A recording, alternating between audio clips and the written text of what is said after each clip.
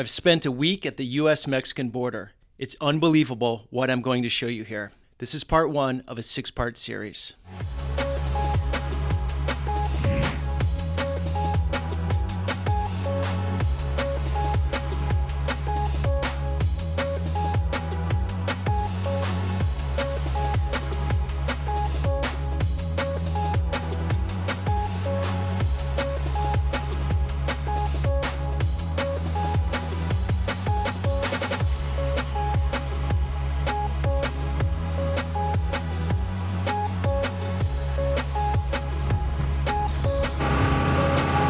It's Mexico.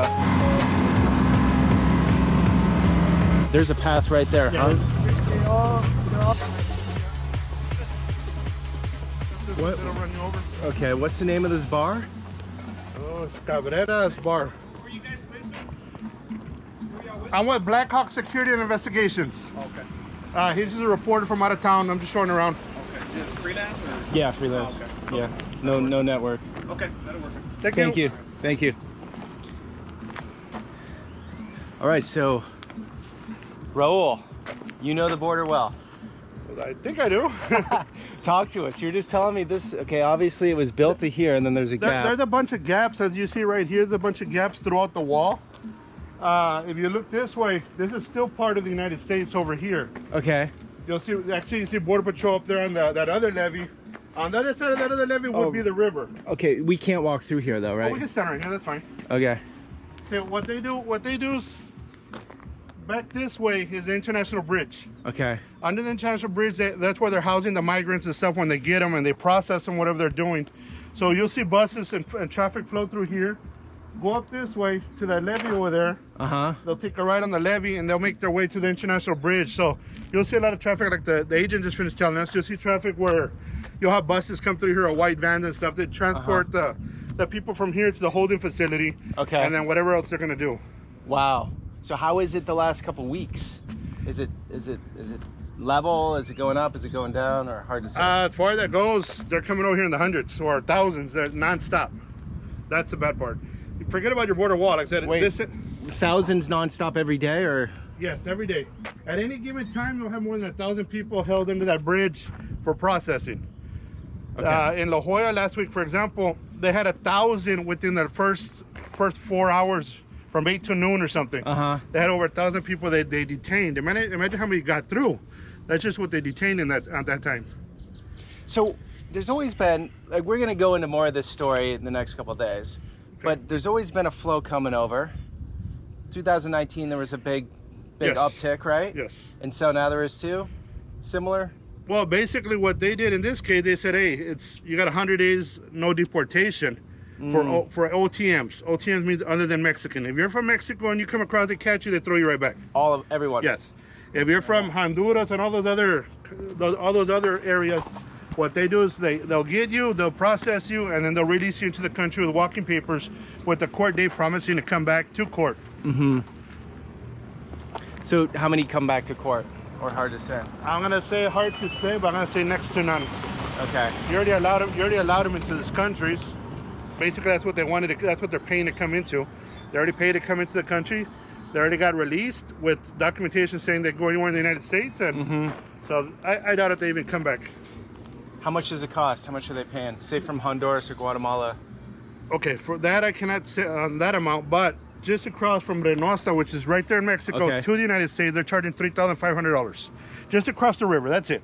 And who is that? Who is they exactly? Let's move this way because the sun. The cartels. That's what they're charging. They're charging just to hop the river from Reynosa to the United States is $3,500. Now, like I said, I know this number for sure. From Jalisco, Mexico to Houston, they're charging $15,000. Whoa! Just to go from Jalisco, Mexico to Houston. Matter of fact, we talked to an immigrant from Honduras the other day. They were going from Honduras to South Carolina. They were paying $15,000 also to go from there to there. Okay, there's so much to this story, huh? There's a lot to it. There's a lot, but I mean, a lot of the people coming over don't have anything. They got the shirt on their back, and that's about it. But obviously, they still had to pay. Even like if you're just going from hopping the river from one end to another, it's $3,500. How did they come up with that money? Relatives in the States or wherever send it, maybe? Well, Western Union? See, that's the other thing. They say, okay, you know what? Most of the time when they are released, they're released to an address here in the United States, whether it's Houston, Dallas, New York, wherever. There's much more as far as people being exploited, sold here in the United States. Ooh. All right, so here we go. That's Mexico over there. No, this is the United States still. This is all the U.S. See, the border wall is not built on the river. It's built back away from the river. The border wall is not actually meant it's not climbable. You know what? They'll put a ladder against that thing, they'll hop the fence and get over it. Yeah. The border wall is just another tool to help out Border Patrol. Whether it's the drones, the helicopters, the horseback, the wall, their vehicles, it's just another tool to help them out. Because imagine, if you got all this fenced off, Yeah. by the time someone puts a ladder against this fence, because remember, the river is that way. Yeah. By the time they walk this way with a ladder, put a ladder against that fence and hop this fence, Border Patrol already got here to get them. But in this case, as we got the catch and release program going on, the border wall actually does no good anyways, because they want to be caught. A lot of these people are crossing the river saying, hey, here I am. Yep. Get me into custody so they could get on their way. Okay, but so anyone can get over, not anyone, but people that know what they're doing can get over this. Yes. Not a hard thing. Nope. So it just slows them up a little bit? That's what it's for. It's just meant to slow down the people. That way Border Patrol, instead of having 20 agents in this area, now they only have 3 in this area. Because then it'll throw them out to the broken areas, and they'll funnel the people that way, and you already have an agent waiting in that area. Could you do without it though? Without with the wall, without the wall. Like if people get over it, or it really does help. Well, like I said, it's just another tool to help them out, because it slows them down and it gives them enough time to come over here. Gotcha. Around 5:30 in the morning, next to the Hidalgo Bridge, the Hidalgo Port of Entry. Like I said, you'll have people that go and they'll put ladders against that wall. They'll hop that wall quickly. But the wall over there is not like this wall here. This one's set back off the river. Okay. That other one's maybe 20 feet from the river. So as soon as you get out of the river, 20 feet later, boom, you throw that ladder, and they'll hop that right in front of the international bridge where you got customs and everybody. So they're doing what they're doing. But here's the other thing. What people don't understand, you got to, for example, like La Jolla Saturday, you have 1,000 people that are being detained over here. Imagine the resources the Border Patrol is allocating to that one area.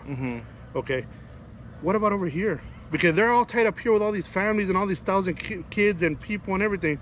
That means the drugs are passing this way.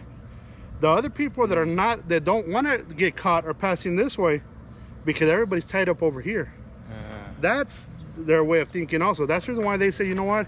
And I'll give you an example. The other day out on the river, we actually had a boat show up beside us. Yeah. We had seen it on the water. We thought, to Mexico, maybe it's to Mexico. You had CNN on the water? Is that what you said? I'm not sure. No, you had seen it on the water. Yeah. Okay. We had already seen it on the water. Yeah. But we had the boat pulled up beside us. We thought, nothing about it. Yeah. There was about 7 men with machine guns that pulled up beside us. We didn't see them until they pulled up beside us. So how does that work legally?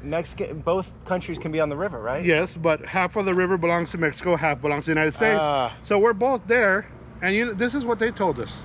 We want you all to call Border Patrol. We're gonna cross a bunch of people right now, and they don't want to walk.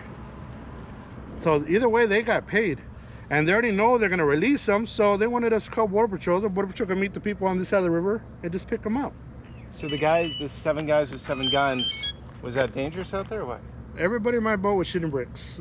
And we're going on the boat tomorrow? Yes. But that's why I don't tell those kind of stories. The other day, they threw some rocks at us and stuff like that. Oh, Jesus. And I guess with a slingshot or something, because you would hear where it would bounce off the boat. That's why we don't tell stuff like that until afterwards.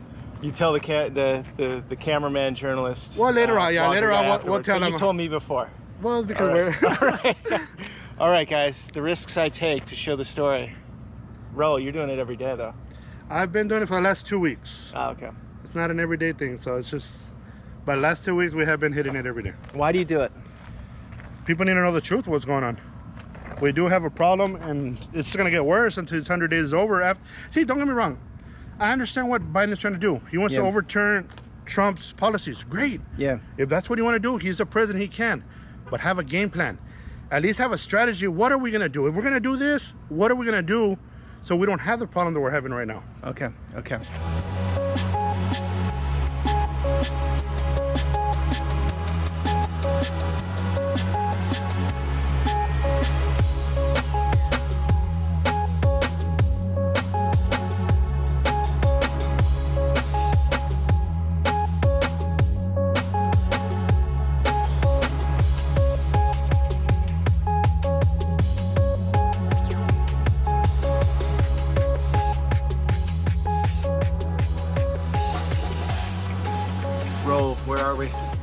I'm Donna Texas at one of the processing facilities.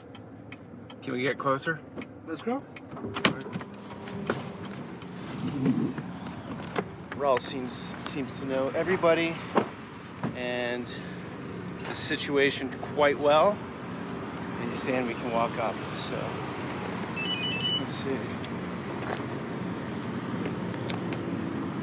So you can just walk up to this? Technically, yeah. Like legally? All the way to the light poles. The light poles is public access. Right now, you'll probably have more security cameras on right now. Come this way. So this. Street, please. Stay across the street. This is private property. See the light pole this way. Street, please. I don't have to. Call the Across cops. the street, please. Just stay across the street. That's all I ask. I don't want you to get hit by I'm any blocking your traffic. driveway. The light pole this way belongs to us, not to you.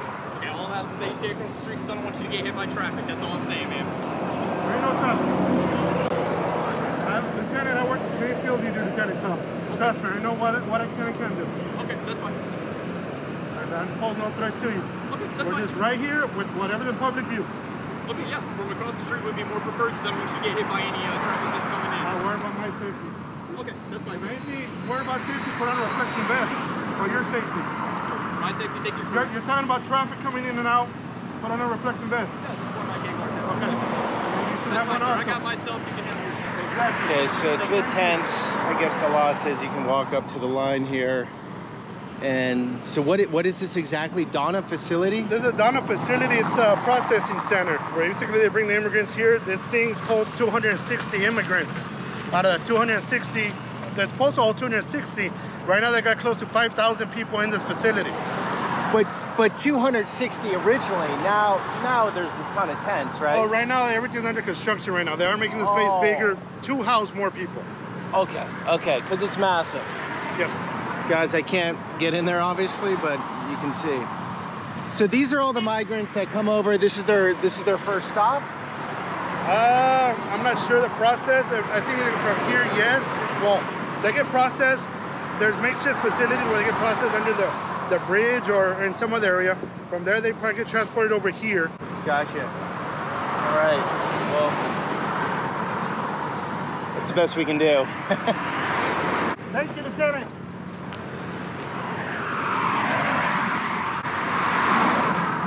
Little tense, obviously, but you can see this is where a lot of the migrants are staying. What a big, nice facility. Well, at least on the outside. Who knows what it's like on the inside? Okay, so it goes back quite a ways, huh? There's warp truck coming out.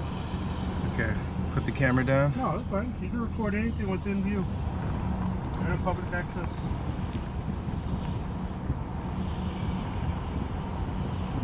And now, once you're inside that fenced-in area, they say, hey, you can't have cameras.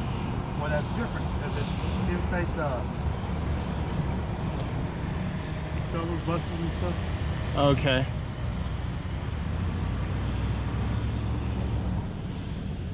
See, once you're inside that fence in there, they can tell you no cameras, you can't have cameras. That's completely different because you're inside their property. Once you're in a public access like this road or the sidewalk or whatever, and they tell you, hey, you gotta do this, you gotta do that, technically, like I said, you don't have to. Because you're in, you can't record inside our facility. You know what, you're not inside their facility, you're outside of public access. Okay. So as long as you can zoom in that camera and you can catch the numbers on that wall, you ain't breaking any laws. Okay. So how many of these facilities are there? Actual big facilities like this, I think here in the valley you got one in Raymondville, one here. And then like I said, you got the makeshift facility over here next to the Hidalgo Port of Entry, and then you have one under the Lanzadoas Bridge. Okay. They actually, under the bridge, they'll have a fenced in area, and you'll see people, I'll send you some pictures, you'll see people lying down on the floors and stuff on the ground, because that's where until they're being processed and stuff to be shipped over here. Okay, gotcha. Donna facility, like, say 3-4 months ago. Like 3-4 months ago, was it still was there still a big facility there or no? actually, it just moved here maybe about 3 months ago. It was farther towards the river. Okay. So this one is actually a new facility. How's that mom and kid getting across? There's no raft down there. So there's just a lot of money being made here. This guy here definitely sounds like cartel. More important thing, we're wearing bulletproof vests. No, not weird. I am. It's Mexico. Is it raft crossing? Let's go that way. So we don't know where the hell they're at, but they know exactly where we're at. So they see Gringo with a GoPro. Aha. These people paying up 100 grand, 80,000 to come into the United States. They wait to them, they all way back. Yeah. The kids took off. No, I got one in the office only. That's sad. Maybe 10 in the morning. They're the ones that get screwed in all Oh, I this. had Carter there.